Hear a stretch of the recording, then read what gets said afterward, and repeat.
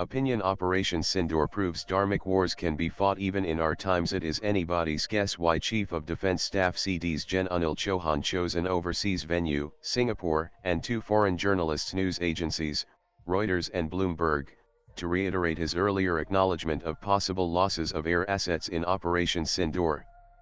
Of course, he had said almost as much at Savitribai Phule University in Pune earlier. Yet, the question remains why the CDs, or a political administrator, say, Prime Minister Narendra Modi or Defence Minister Rajnath Singh could not have said the same things, that too at a news conference in the national capital. After all, these preferred foreign news sources would have been represented by their Delhi-based correspondents, and others, mainly our own journalists, too would have benefited from an open interaction of the kind. The question however is where from here, how, and for what. Yes, India set a kind of precedent on neutralizing an adversary militarily without having to violate international borders directly. We also did it within a matter of days, which is not the case even with Israel's bombing out of a small parcel of land in Gaza, continually for months and months now. India showed to the world how to fight a modern war and win. During the Bangladesh War, Prime Minister Indira Gandhi gave Army Chief Gen Sam Manekshaw 3 weeks to conclude the mission before international pressure caused a ceasefire. This time, too, the political leadership seemed to have taken into account the timelines before a ceasefire became unavoidable. It's thus not about whether US President Donald Trump caused the ceasefire, as he only claimed. Instead, it is as much about the clear-cut political instructions that seem to have gone down the line, on the modalities and methodologies of warfare as it was about how and how fast our armed forces achieved the set goals and objectives. This aspect of Operation Sindoor has not been adequately acknowledged. What more, it is becoming increasingly clear that the operation would not have crossed into the second day after the Indian forces had neutralized terror sites in Pakistan and Pak. It is not unlikely that after the previous surgical strikes, a nadir of the kind would not have been appreciated as much by the public in this country as they did after the 4-day military engagement. What has stood out since is that Operation Sindoor was as much a surgical strike as the previous ones. Only selected targets were bombed. Even Pakistan has not claimed collateral damage, especially in the form of loss of human lives from around the targeted sites. To that extent, too, India has proved that we were waging a Dharmic war with minimum war and maximum loss to the adversary's military capabilities and nothing else. Compare it to the US war on Afghanistan and Iraq, the Ukraine war and Israel's Gaza strikes, and the picture will be complete. All these wars are in the post-Cold War. In the pre-Cold War period, you had the Vietnam War, which was a standing proof of how wars should not be fought but ended up being fought, when big powers engaged in muscle flexing at the expense of their poor cousins, far away from their borders. In a way, Operation Sindoor might have ended on day one had Pakistan not escalated the military engagement, to target Indian military targets and civilian settlements, too. It was unwanted and unwarranted, if and only if their command and political leadership had assessed the damage and accepted that the Indian shelling had stopped with terror targets.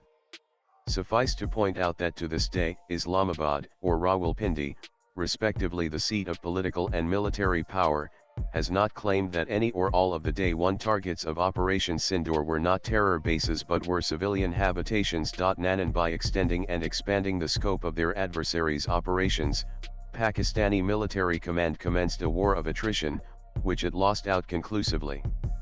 In cross-border military strikes without IAF fighters crossing the international border IB into Pakistan, India taught a lesson that will be remembered in post-Cold War global history of warfare. In doing so, the world may not want to classify Operation Sindoor as a classic war. It would then be only to India's political advantage on the global theater.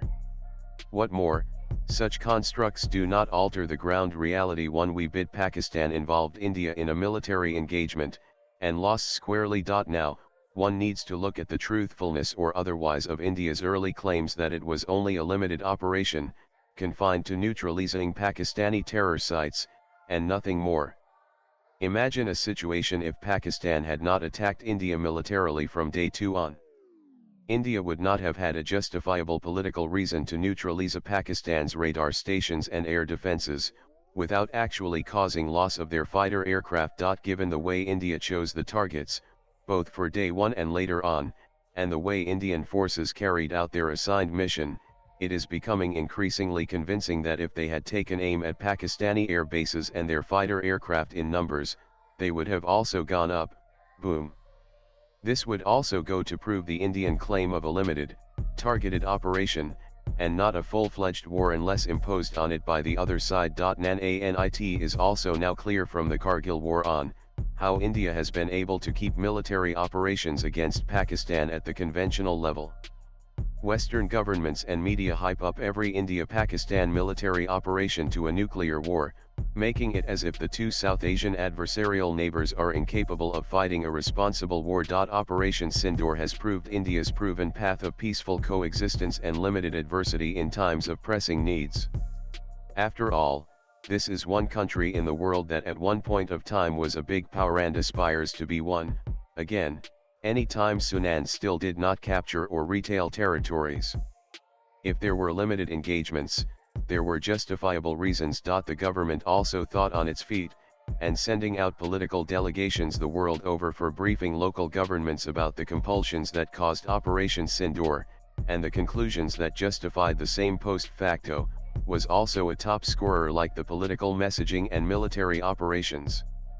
To have opposition parliamentarians like Shashi Tharoor and Asaduddin Owaisi to lead some of those teams clearly showed how united India was in times of war as much in times of peace. Swipe left for next video. India, through Operation Sindoor, has taught the world how to conduct a limited military operation without unjustifiable collateral casualties and extended warfare that anyway are destructive as the world has seen in the post-Cold War era. But then wars are big business, and who else wants a short war?